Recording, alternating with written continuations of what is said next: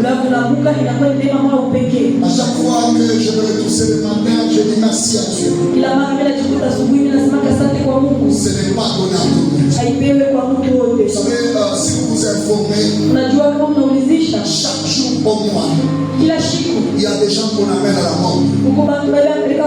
Chaque jour au mois. Et puis je vais exagérer, chaque jour encore. Aller dans des cimetières qu'on enterre presque chaque jour. Et plus grave encore, chaque jour il y a des gens dans des hôpitaux. Tenir devant les gens, c'est une grâce. Amen. Ton mari va au travail, il rentre, c'est une grâce.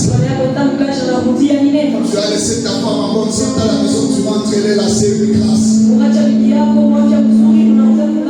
Voilà pourquoi je vous ai demandé juste d'acclamer et d'élever Jésus. C'est cette façon de dire merci à Dieu. Est-ce qu'on peut le faire, s'il vous plaît?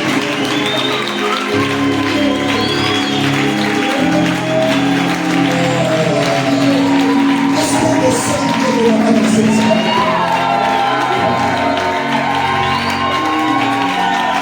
Je vais exagérer. Il y a des femmes qui montrent à la technique. Il y a des femmes qui vivent. S'il y a des femmes qui montrent sur la technique, elles descendent en bonne santé. Qu'est-ce que cette femme est pour ça qui n'a jamais Jésus?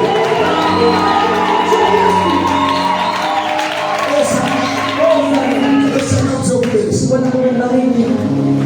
En tout cas, il m'a dit il faut que Dieu te mette au fond dans ma bouche de 30 minutes. Les gens ne sont pas d'accord. Là, on adore d'abord.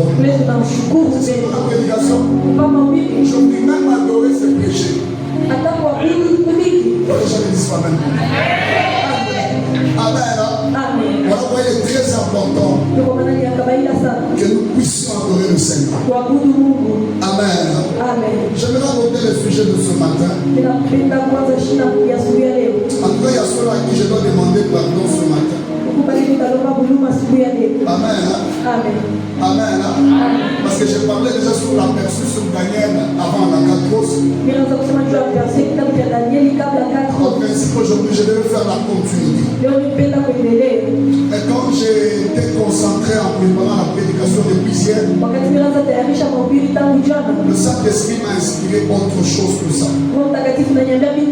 Donc, supportez-moi ce matin. Je vais bâtir aussi avec les temps. Amen. Le thème de ce matin ne seulement dire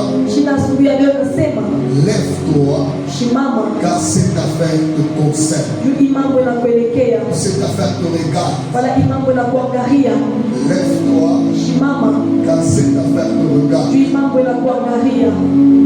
Cette affaire te regarde. Nous sommes en Esdras chapitre 10, le verset 4. Et moi je vais commencer la lecture par le premier verset.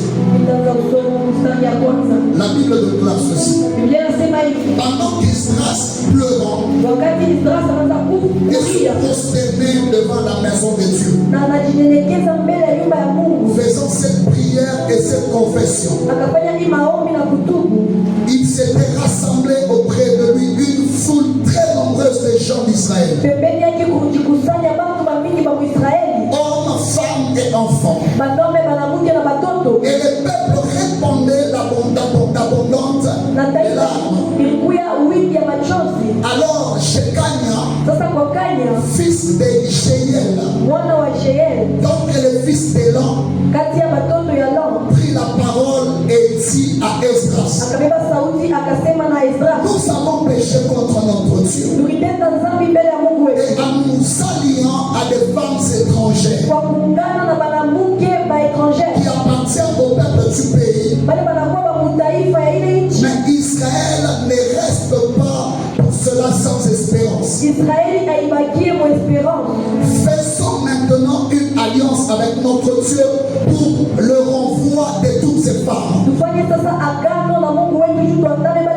et de leurs enfants, selon la vie de mon Seigneur et de ceux qui tremblent devant le commandement de notre Dieu, et que l'on agisse d'après la loi. Lève-toi, car cette affaire te regarde. nous serons avec toi. Encourage et agis. Nous disons Amen. Et on acclame pour la lecture.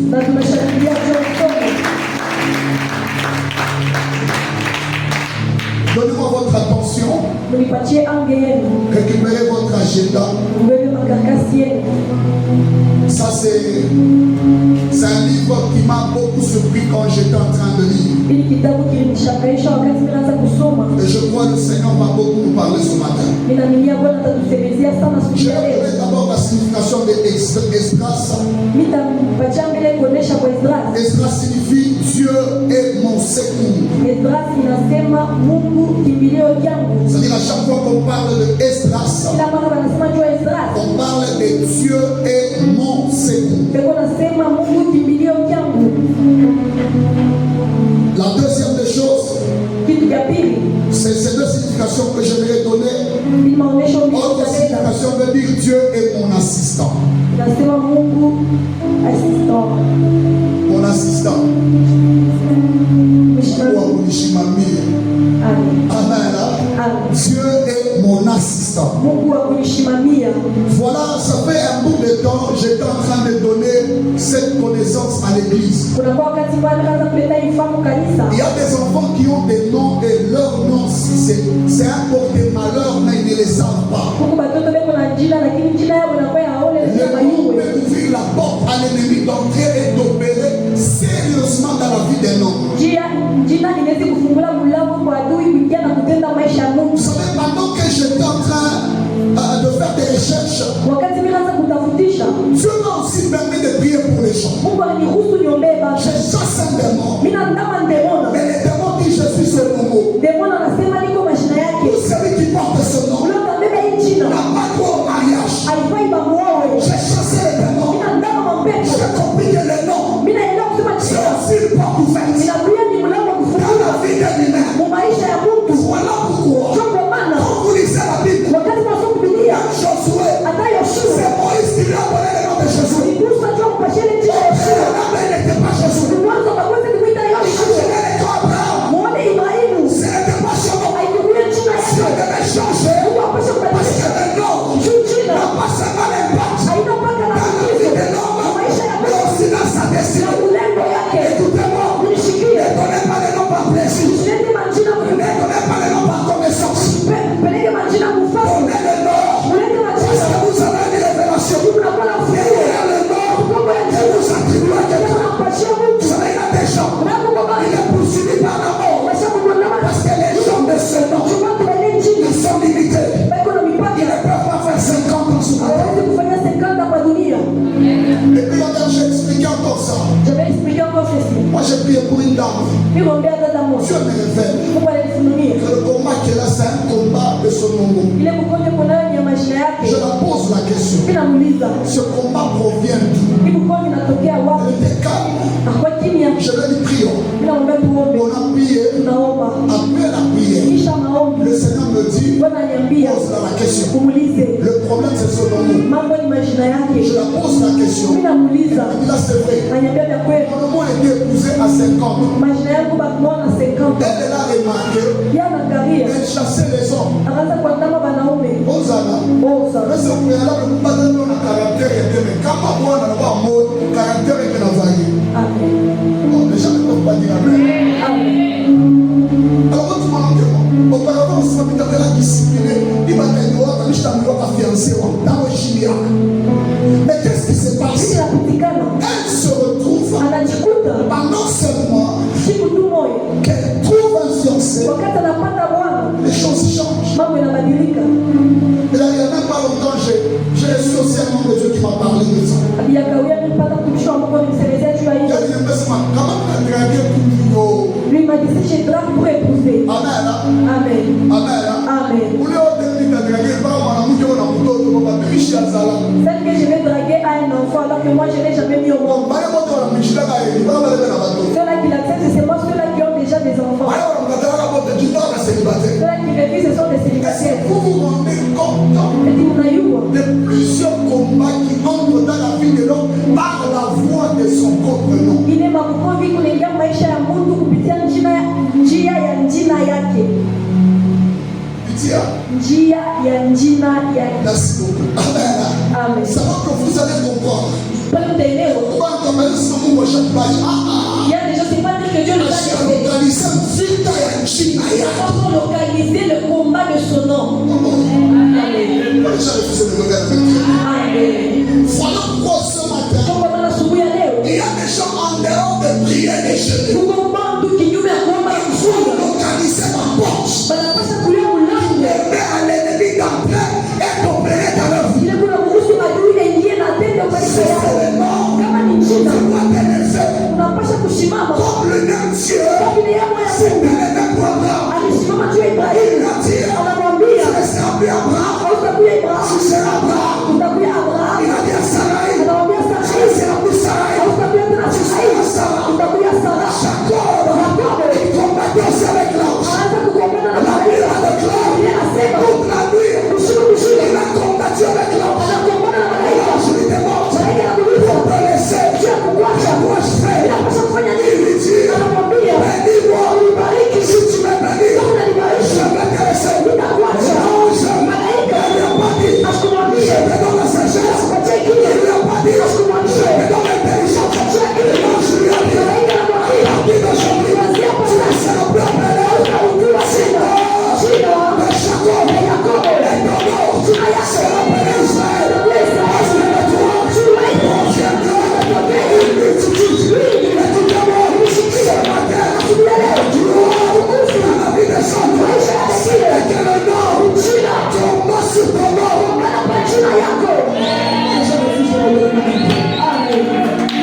Tombe sur ton nom.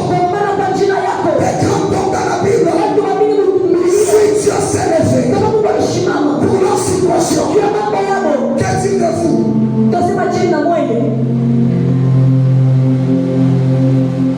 Hosanna. Les gens qui répondent de moi.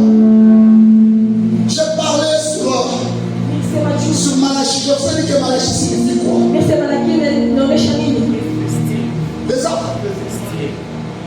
Les hommes. J'ai déjà deux réponses au milieu de l'église. Sylvie envoie, merci beaucoup. J'ai prêché sur Malachie, j'ai prêché sur Agé festif. Amen. J'ai dit Malachie s'appelle envoyé. Ok, Malachie, c'est le dernier prophète qui a annoncé la venue de Jésus. Il y a une coïncidence avec le nom qu'il porte. Mais avant,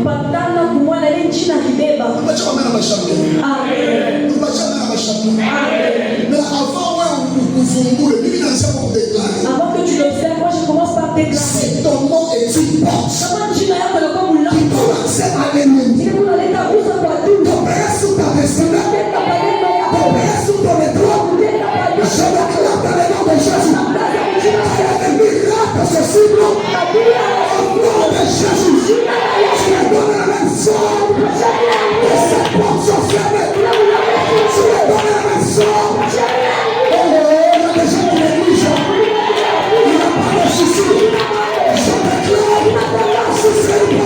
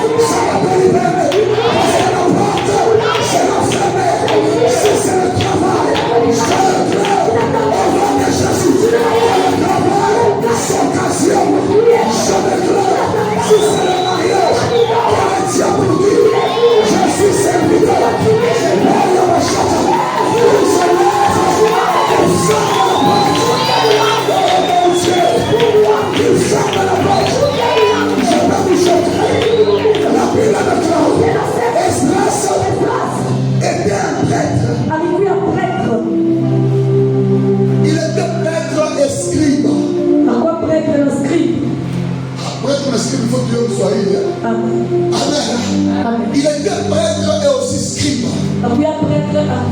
C'est-à-dire qu'il était un grand homme. Son nom signifiait l'éternel et mon secours. C'est-à-dire à chaque fois qu'il arrivait au bout, Dieu s'est levé sur sa situation. Je vais parler sur Daniel. Je vous ai dit, Dan signifie juge. Elle signifie Dieu. Daniel signifie Dieu est mon juge. Sur Daniel, les gens peuvent condamner. Les gens peuvent vouloir à la vie de Daniel. Mais le Dieu qui est juge, il prononce la sentence en deuil. Et si cet homme d'espérance, Dieu est le secours. Ça veut justement dire, là où je suis perdu, là où je n'ai pas de solution, là où je suis limité, Dieu se lève toujours. Et il est prêt à m'assurer. Ce matin, je vais accepter sa parole. Si ton nom a un problème, je vais te soumettre. Dieu nous secoue ce matin. Dans le nom de Jésus. Dans ton mariage, sur tes enfants, sur tes études, sur ton travail, sur ton mariage. Que le Seigneur soit ton secours. Là où il y a des problèmes qui sont compliqués, il y a des situations qui vont très mal. Que le Seigneur soit ton secours. Imaginez, ce peuple était perdu. Ce peuple avait manqué d'espérance. Pourquoi? Parce qu'il y avait un problème. Ce problème avait régi Seigneur. Comme son nom déjà disait beaucoup, Dieu ne devait pas les abandonner. Et en plusieurs reprises, j'ai fait cette expérience. Je me suis rendu compte que nous avons donné de nom à nos enfants. Sans tirer attention sur le combat derrière l'enfant.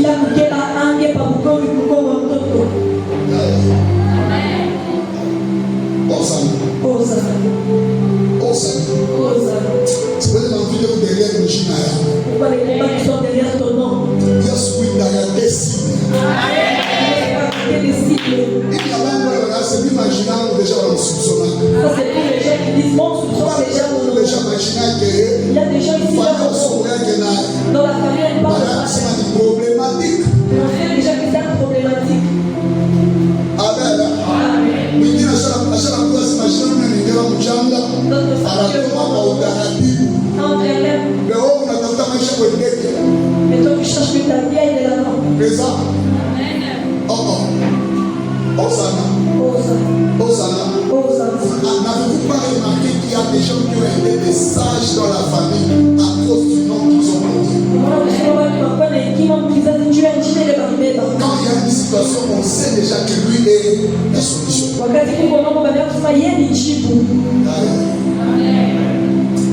Je parce que on va changer de situation.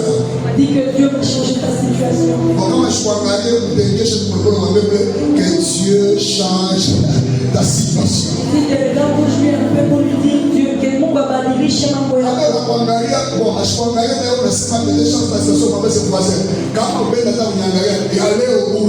Que Dieu change ta situation. Amen. Donc cet homme d'Esdras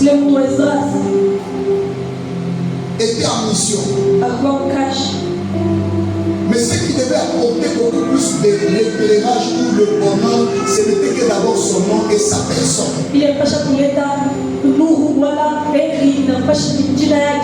En tout cas, j'aimerais le dire ainsi. Que l'armée de Dieu soit le secours de l'éternel.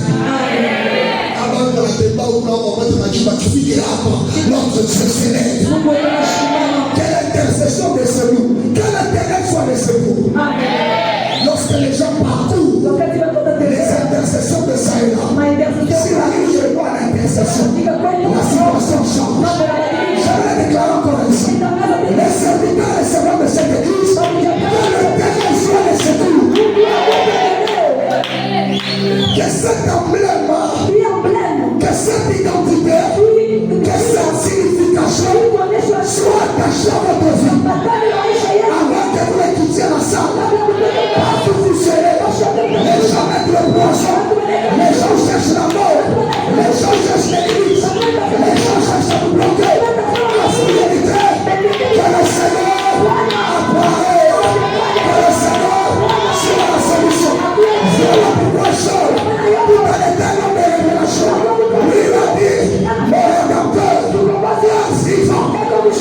lèvera. Oh, regarde, il se lèvera.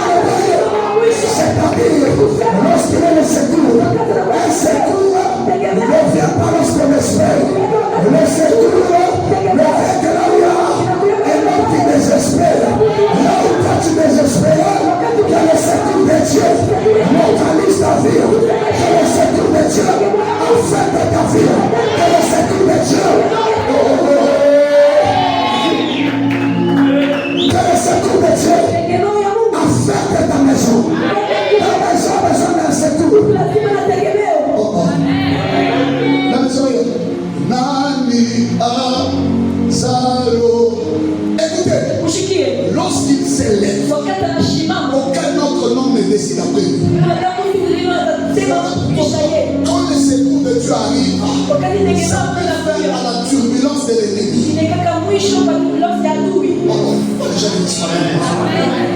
Et j'ai la force ce matin que l'ennemi n'aura plus sa place dans ta vie.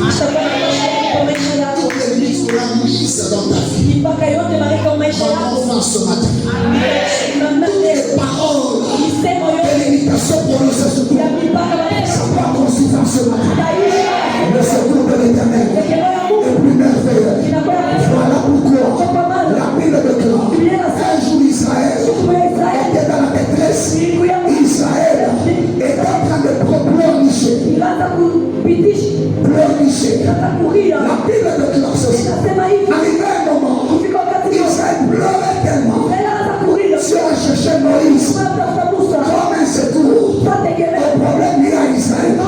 La Bible déclare, Dieu dit à Moïse, j'ai entendu le cri et je t'envoie pour libérer mon peuple de la captivité. Il y a quelque chose qui vient dans mon cœur, dans mon esprit.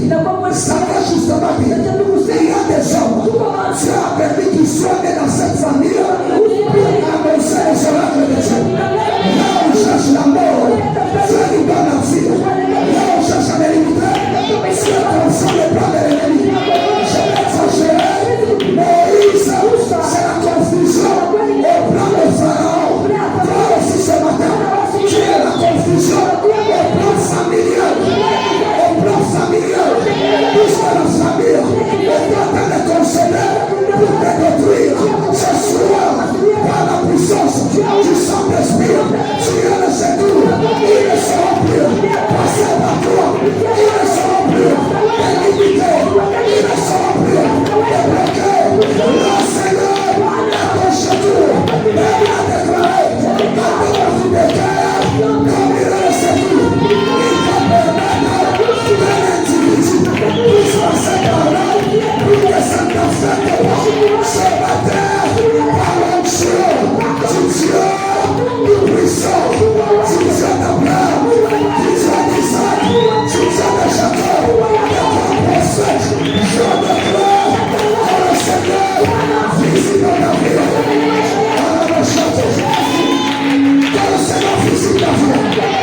Qu'il visite ton travail, qu'il visite ton mariage, qu'il visite ton après-midi, qu'il visite ta vie. Laissez-moi vous dire, ce matin, j'ai la foi que Dieu va délivrer certaines personnes. S'il y a des noms. Moi, je m'amène des champions. Moi, je m'amène des champions. D'ailleurs, je vais le dire.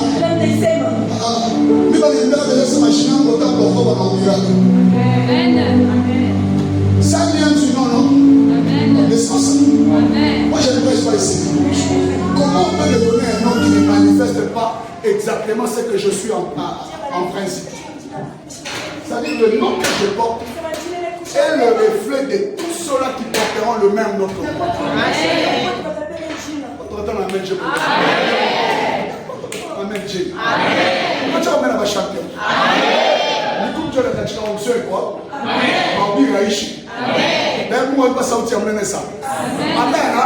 Ce qui veut seulement dire, l'ennemi ne réussira pas sa mission aussi longtemps que Dieu est avec toi. Amen. Pourquoi les gens ne me donnent pas la même chose? C'est quoi ce matin? Dieu va visiter ta maison. Dieu va visiter tes enfants. Dieu va visiter ton travail.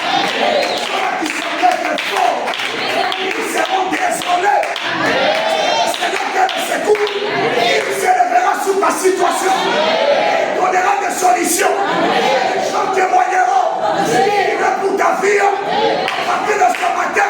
Au nom de Jésus. Est-ce que je peux vous choquer? La Bible déclare comme il est laissé. Il est arrivé à Bethesda. Il a trouvé un homme qui avait plus de 34 ans dans la souffrance. Il lui pose la question. Veux-tu être guéri? Cet homme ne savait pas que c'était un secours de Dieu. Lui pensait que c'est toujours le même système où, c'est-à-dire l'ange doit venir agiter de l'eau afin qu'une personne se plonge. Lui ne pensait pas que celui qui donnait la force à l'eau, qui était l'eau de la vie, c'était celui qui était en face de lui. La Bible déclare ceci. Il lui pose la question. Cet homme répond, je n'ai personne. Je n'ai qui a. Je n'ai personne. Jésus lui a dit, le système a changé il y a longtemps. Ça n'est plus question que tu sois plongé dans l'eau. Sous ma parole, je dis prends ton lit et marche. Arrive à la vie de l'homme. Ce qu'il faisait avant n'aura pas d'efficacité.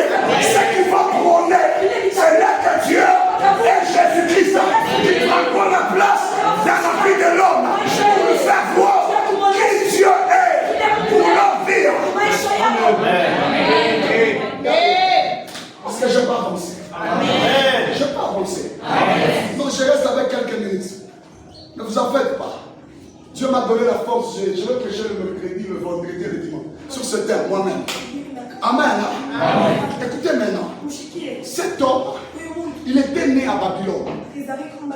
Mais au préalable, il n'était pas un Babylonien. Babylone était un lieu de malédiction.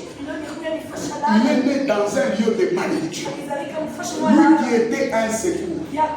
Dieu peut permettre que tu puisses naître dans une famille où il y a des désordres, où il n'y a pas de dignité, il n'y a pas de valeur, il n'y a pas des hommes élevés. Mais Dieu sait que c'est partout que cette histoire va commencer. Voilà pourquoi ce matin, ne regrette pas le fait que tu es né dans une famille où tu n'as pas de considération, où tu n'as pas la vie. Les choses n'évoluent pas. Ne le regrette pas. Est-ce que je bénis quelqu'un? Je bénis quelqu'un ce matin. Est-ce que je bénis quelqu'un? Endossez ma main bien. Parce que je bénis quelqu'un ce matin. Il ne fallait pas le regretter. Ce n'est pas dans votre plan de naître dans cette famille. Je peux l'exagérer. Ce n'est pas un hasard que vous vous retrouvez dans une famille à des combats. Dieu savait que c'est par vous que ce combat va prendre fin. Je peux vous choquer? Je peux vous choquer? Dans ma famille à moi, je suis le premier qui a été loin comme un serviteur de Dieu. Du côté paternel, tout comme du côté maternel. Et c'est un grand défi. Amen. Aujourd'hui, par moi, on parle du prophète Jonah. Ah, les gens ne disent pas Amen. Attends, parce que ça va dans tout mon niché de tout bien. C'est pas même dit. Amen. Mon cher prophète, j'ai ça la voyance. Niché. Comment mon lui, il n'allait pas présenter ça. Il y a des gens, Dieu accepte qu'ils soient des pionniers pour relever la malédiction de la famille. Maintenant, écoutez, au préalable, ces gens sont sérieusement combattus. Pas de c'est ma mère. Quand une bande de chez le somo, les j'ai trouvé aujourd'hui la femme, je suis dans ma somo, par la fin la café. Vous imaginez ce que je fais pour mes chats, on a un maïs. Je mange un vide. Je mange un chouki. Je mange un maman. Pour la femme mariage, je m'étais comme là. Il y a rien, papa, j'avais aimé. On était parti dans un mariage. Amen. Amen. Il n'y a pas de pingira au sein, c'est pas marié de vous, il n'y a pas de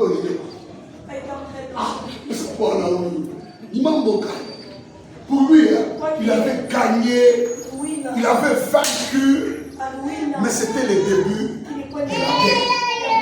Écoutez-moi, à plusieurs reprises, quand nous franchissons des étapes, ce n'est pas la preuve que nous avons vaincu. C'est la preuve que le combat vient de s'annoncer. Des hommes grands ne se réjouissent pas de la victoire. Des hommes grands analysent derrière cette victoire Quel est le combat qui se cache? Qu'est-ce que l'ennemi pense? Qu'est-ce que l'ennemi veut?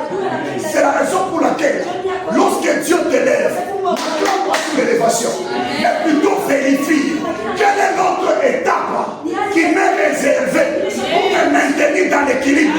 Parce qu'après chaque combat, il y a un autre ennemi qui s'élève. Écoutez-moi, écoutez-moi. Mais David, il était jeune, ses frères vivaient dans la joie. Mais Dieu, la Bible déclare, il a été envoyé dans les champs. Il était dans l'épreuve. La Bible déclare, on a demandé à un roi de Dieu, le grand prophète Samuel, d'aller oindre un homme qui va succéder au trône. Et la Bible déclare, quand il arrive, il regarde toute la compulence. Il dit à coup sûr, Dieu n'a pas menti. Le véritable roi doit provenir de cette famille. La Bible déclare, il regarde un homme, il dit à coup sûr, Dieu ne peut pas me tromper. Ça peut être ce nom. Tout celui qu'on citait n'était pas celui qui était dans la pensée de Dieu. Écoutez-moi, la chance ou le secours n'intervient dans la vie de l'homme qui a oublié par les humains, qui a oublié par la famille. Les gens se fatiguent, leur situation, les gens se fatiguent, et tout ce que tu traverses, c'est alors que Dieu s'élève. La Bible déclare, notre Dieu, il ramasse les choses vides, les choses sans valeur, il les donne de la valeur et il les fait asseoir avec les grands. Ce qui veut dire, là où on a un dîner, c'est pas la fin du monde. Je prépare ton élévation, je prépare ta stabilité, je prépare que tu puisses conquérir la terre de plusieurs combats, la terre de plusieurs ennemis. La Bible dit, le grand prophète s'est trompé plus de 6 fois. Et il posa encore la question, est-ce qu'il y a-t-il encore un enfant dans cette maison? Un oublié. On dit non. Ah oui, sûrement. Il est au champ. Et quand on l'a amené, Dieu dit, c'est celui-ci que je cherche. La turbulence que nous passons dans la vie n'est pas la preuve que Dieu nous a abandonnés. C'est aussi une école spirituelle. Écoutez-moi, des hommes grands exigent des grandes écoles.